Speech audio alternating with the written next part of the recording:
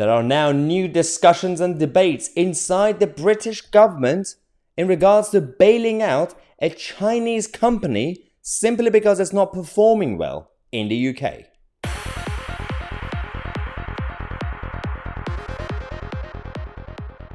Yep, this is a whole new level of crazy, ladies and gentlemen. You remember there was a company called British Steel, and at the time it was British Steel.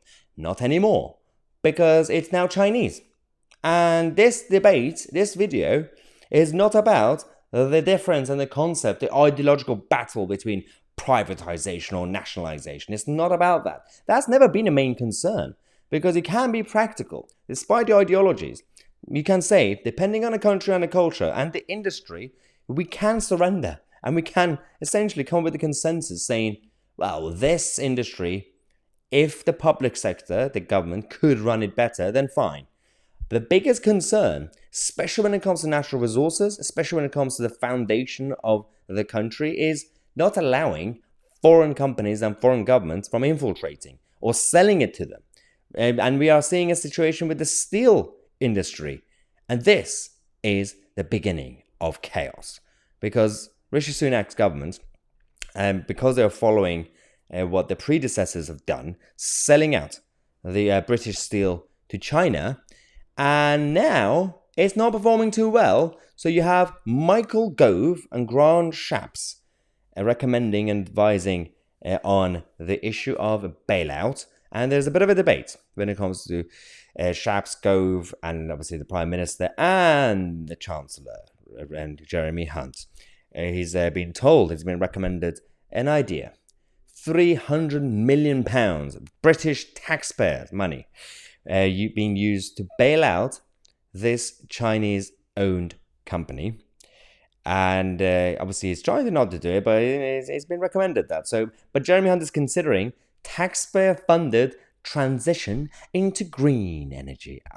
Green technology. I think we've had that before, ladies and gentlemen. I think this is a chaotic option.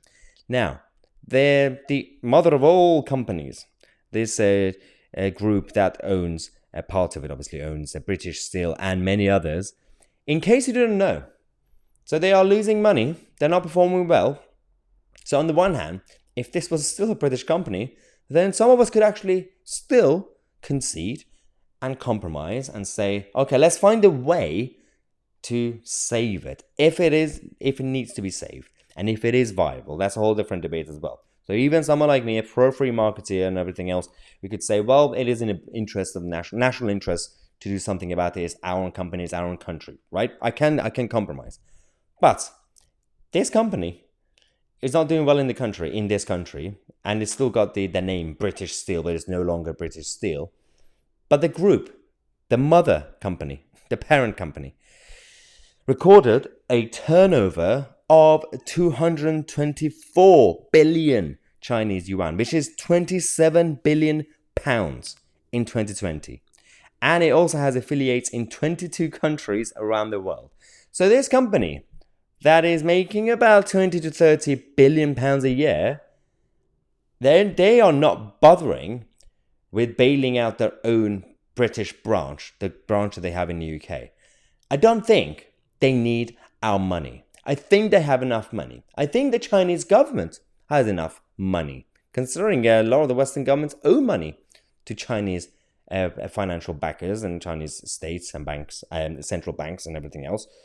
I think it's time to tell any foreign-based company that we're not going to use British taxpayers in the middle of a cost of living crisis to bail them out. It's their responsibility. If they want to continue to operate here, then they should bail it out themselves. Otherwise, maybe they should sell it off to somebody else.